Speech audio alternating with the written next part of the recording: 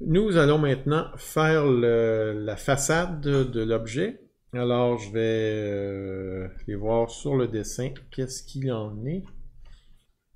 Alors, si on regarde bien, on voit ici, je vais l'agrandir. Évidemment, ça suit le même profil, le même contour. Là, on n'aura pas vraiment à juger des dimensions. Alors, ce qu'on voit, c'est on a un décalage de 0.02 à 0.2 d'épais. Alors, donc, si je le mieux, c'est 0.27 parce que j'aime ça toujours retourner à la même courbe. Bien que je le lis, celle-là, je vais retourner à la même courbe. Donc, je vais faire un décalage de 0.27 puis notre objet aura 0.2. Fait que j'y vais tout de suite. Notre esquisse est là. On va se placer sur le plan droit. On va ouvrir une esquisse là-dessus. On va demander un décalage. On va enlever sélection de la chaîne. On indique 0.27. Et puis, vous voyez, fait juste dépasser un petit peu. C'est parfait. Et puis, de la même façon, on va extruder comme tantôt cet objet-là avec les mêmes mesures. Donc, par le plan milieu. Et puis, l'épaisseur, on a dit que c'était 0.2. On s'assure d'être du bon côté. Vous avez fusionné les résultats ici. Aucune importance que vous cliquiez ou pas, parce que puisque nos objets ne se touchent pas, ça va faire deux objets séparés. Donc, ça ne va rien changer à l'histoire. On a notre esquisse de contour d'objet. On va l'utiliser pour enlever la matière, parce que ça vient s'épouser un par rapport à l'autre. Donc, c'est le même. Basculer pour enlever la matière à travers tout. Et puis, j'enlève sélection automatique. Et je sélectionne cet objet-là. Donc, ça avance, notre couvercle. On le voit ici. On va mettre l'angle de dépouille. Cette fois, la ligne neutre, tantôt notre ligne neutre était ici. Donc, la ligne neutre de l'autre va être ici. Celle qui est la plus rapprochée.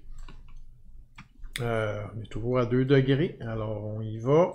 Je sélectionne ceci. Je me mets non pas 2 degrés pour vérifier mes 30 degrés, pour voir qu'est-ce qui se passe. Ma direction d'ouverture. Et la ligne de joint, on va essayer de ne pas manquer notre coup, ce coup-là. Je clique et je fais sélectionner les tangences. Regardons le cône. Je pense qu'il est dans la bonne direction. On va voir si je me suis trompé. En fait, il ne représente pas le bon objet. Oh, j'ai pas sélectionné la bonne chose. On recommence, donc j'efface tout. Il y a des choses qui arrivent. Ça aurait été plus facile peut-être si j'avais caché l'objet. Mais j'ai préféré pas le cacher parce que je veux quand même que vous voyez l'interaction entre les deux pendant que je le fais. Essayez de le prendre comme ça, là. Voilà, sélectionner la tangence. Bon, cette fois, ça devrait fonctionner. On va regarder le résultat. Oui, et on voit bien qu'on est dans la bonne direction. Donc, évidemment, j'enlève l'angle exagéré ici. Je le remplace pour 2 degrés. On va immédiatement mettre le rayon ici. Regardez, c'est un 8e. Parfait. On va faire ça tout de suite. 0.125. C'est fait. On avance bien. Je vais commencer à cacher ce corps-là pour voir l'autre un peu mieux. On peut déjà vider notre élément à 0.08 comme l'autre. Parfait. Et là, on va procéder de la même façon que tantôt pour mettre la feuillure ici. La lèvre, en fait, parce que la feuillure, c'est l'élément qu'on enlève. Alors, comment on va procéder? Il faut être exactement aligné sur cette ligne-là, ici. Alors, ce que je vais faire, c'est en direction d'ouverture, je vais ouvrir un nouvel esquisse. Et puis, je vais sélectionner la tangence. Donc, tout le tour. Comme ça. Et je clique ici. Voilà. Ça, c'est un des côtés. Et puis, l'autre côté, le 0.04, mais on l'a déjà fait tantôt. On va aller le retrouver d'ailleurs. On va se rappeler où il était. Fait que pour ça, je vais remettre mon corps volumique. On va remonter l'ascenseur un petit peu. C'était avant combiné. c'est ici. Donc, c'était cette esquisse-là. Alors, elle, on pourrait l'appeler, ou y trouver un nom pour s'en rappeler, on peut l'appeler l'esquisse bordure.04.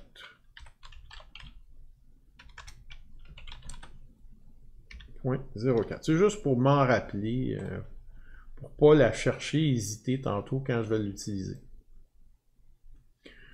Puis ici, enlèvement de matière, on pourrait aussi le renommer, comme ça quand on va le chercher, ça va être rapide. Ça pourrait s'appeler tout simplement feuillure. Voilà. Feuillure, c'est fait. Je peux recacher le corps, c'est pas plus important que ça. Et puis, comment on va créer notre lèvre? Ben, ça va être de la même façon un peu qu'on a fait la feuillure. On va rajouter un élément, le découper et le combiner à notre couvercle. Alors, tantôt, quand j'ai généré ça, je dois avoir une esquisse là-dessus. On va le retrouver. Il est ici. On va le mettre visible. C'est bien. Je vais l'extruder comme on a fait tantôt. Donc, on va le sélectionner. Voilà. On reste toujours à 3 pouces par le plan milieu. C'est pas grave, après on redécoupe. On le met du bon côté, ce coup-là. Alors, le côté est opposé. OK. Et si je vais voir dans le dessin technique pour ce qui est de la profondeur, c'est 0.08 plus notre... Je vous rappelle hein, que c'est pas un dessin de définition ici, là, fait que tout n'est pas coté, il faut faire des calculs. 0.08 plus 0.02, donc c'est 0.1. Alors, j'y vais tout de suite et j'indique 0.1 ici, comme ça. Et là, tantôt j'ai dit que c'était pas important, mais là, ça l'est. On fusionne pas les résultats surtout. Alors, c'est fait. Je vais enlever l'intérieur. Alors, je sélectionne ceci. Je demande enlèvement de la matière à travers tout. Attendez, voilà, à travers tout. Et puis, sélection automatique, je l'enlève et je sélectionne seulement celui-ci. Donc, il a enlevé très exactement la même bordure que l'autre, vous le voyez. OK. Et puis notre 0.04, maintenant ça va être facile de s'en rappeler. Je vais dans feuillure, bordure 0.04, comme ça je ne me trompe pas. Je fais la même chose, enlèvement de matière, à travers tout. Basculer pour enlever la matière, évidemment il faut que ça soit à l'extérieur. Sélection, j'enlève sélection automatique, je sélectionne mon corps. Et puis, je procède, et là, on voit qu'on a une belle lèvre tout autour. Tout ce qui manque, c'est sa dépouille. On va la créer. Alors, pour l'instant, ça va être plus facile que je la cache ici. Et puis, j'ai ma direction d'ouverture. Tout est là. C'est toujours la même, hein, parce qu'on roule, donc on prend toujours la même direction d'ouverture. Donc, ma dépouille, cette fois-là, je n'irai pas à 30 degrés pour visualiser. Je vais aller à 10 degrés, sinon c'est trop. Direction d'ouverture. Ligne neutre. Les lignes neutres vont être ici. Je vais sélectionner la tangente.